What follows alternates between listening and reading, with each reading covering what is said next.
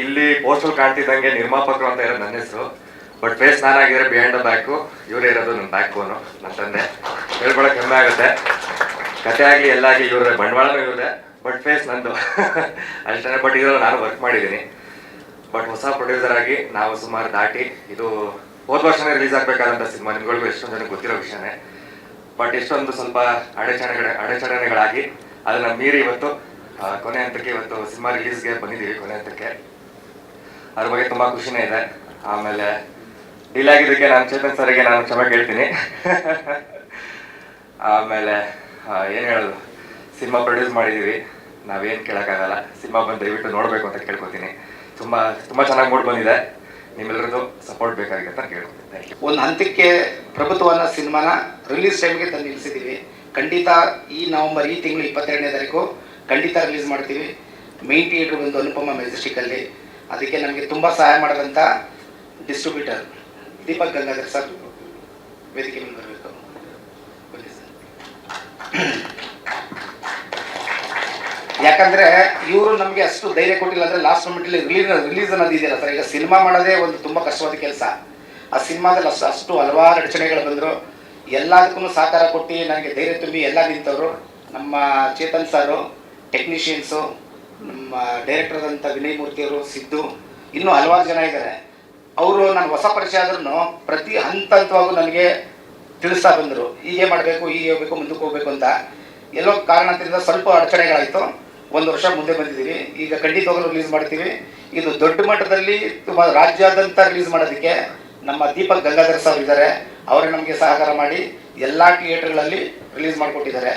ನಮ್ಮಲ್ಲಿ ಇವಾಗ ತಡ ಆಗಿದೆ, ತುಂಬ ಚೆನ್ನಾಗಿ ಮೂಡಿ ಬಂದಿದೆ ಸಿನಿಮಾ. ಒಂದಂತೂ ರಿಕ್ವೆಸ್ಟ್ ಮಾಡ್ಬೋದು ಮೀಡಿಯಾದವರಿಗೆ, ನೀವು ನಮ್ಮ ಈ ಚಿತ್ರನ ಕರ್ನಾಟಕದ ಮೂಲೆಗೂ ದಯವಿಟ್ಟು ತಲುಪಿಸಿ. ಕನ್ನಡ ಚಿತ್ರನ ಸಿನಿಮಾದಲ್ಲೇ ಬಂದು ನೋಡಬೇಕು ಥಿಯೇಟ್ರಿಗೆ. ಯಾಕಂದರೆ ಪ್ರತಿ ದಿನ ನಾವು ಹೋರಾಟ ಮಾಡ್ತೀವಿ.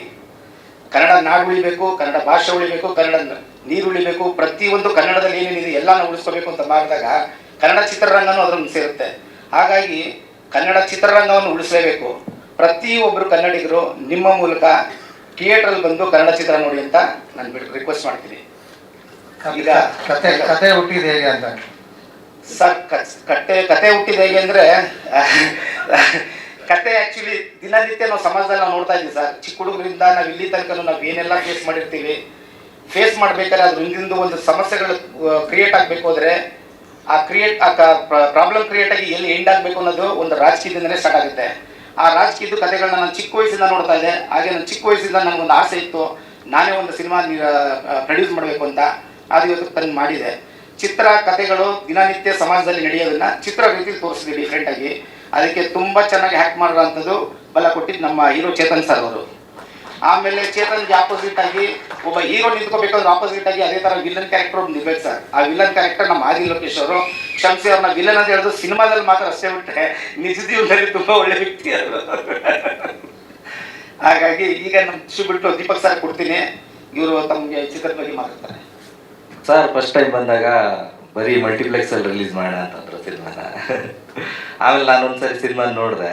ಇದು ಇಷ್ಟು ದೊಡ್ಡ ಸ್ಕೇಲ್ ಇರುವಂಥ ಸಿನಿಮಾ, ತುಂಬ ಜನ ಆರ್ಟಿಸ್ಟ್ಗಳಿದ್ದಾರೆ, ಆಮೇಲೆ ಯೂನಿವರ್ಸಲ್ ಸಬ್ಜೆಕ್ಟು, ಇದು ಹಳ್ಳಿಗೂ ರೀಚ್ ಆಗಬೇಕು ಅಂತ ನಾನೇ ಸಾರಿಗೆ ಹೇಳಿದೆ.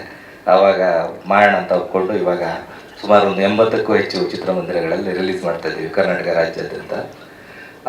ಅವತ್ತು ತುಂಬ ಸಿನಿಮಾಗಳು ರಿಲೀಸ್ ಇದೆ, ಆದರೆ ನಮ್ಮ ಸಿನಿಮಾ ಡಿಫ್ರೆಂಟಾಗಿ ನಿಲ್ಲುತ್ತೆ ಅನ್ನೋ ಒಂದು ಭರವಸೆ ಇದೆ. ಯಾಕಂದರೆ ಇದು ಯೂನಿವರ್ಸಲ್ ಸಬ್ಜೆಕ್ಟ್ ಮತ್ತು ಬೇರೆ ಒಂದು ಜಾನರ್ ಆಗಿರೋದ್ರಿಂದ ಎಲ್ಲ ಸಿನಿಮಾಗಳಿಗೂ ಒಳ್ಳೇದಾಗಲಿ, ನಮ್ಮ ಸಿನಿಮಾಕ್ಕೂ ಸಪೋರ್ಟ್ ಮಾಡಿ ಅಂತ ಕೇಳ್ಕೊತೀನಿ. ಎಲ್ಲ ಒಳ್ಳೇದಾಗಲಿ. ಎಷ್ಟು ಥಿಯೇಟರ್ ಪ್ಲಾನ್ ಮಾಡ್ತೀವಿ? 80+, 80ಕ್ಕೂ ಹೆಚ್ಚು ಚಿತ್ರಮಂದಿರಗಳು ಪ್ಲಾನ್ ಮಾಡಿ, ಇನ್ಕ್ಲೂಡಿಂಗ್ ಮಲ್ಟಿಪ್ಲೆಕ್ಸಸ್.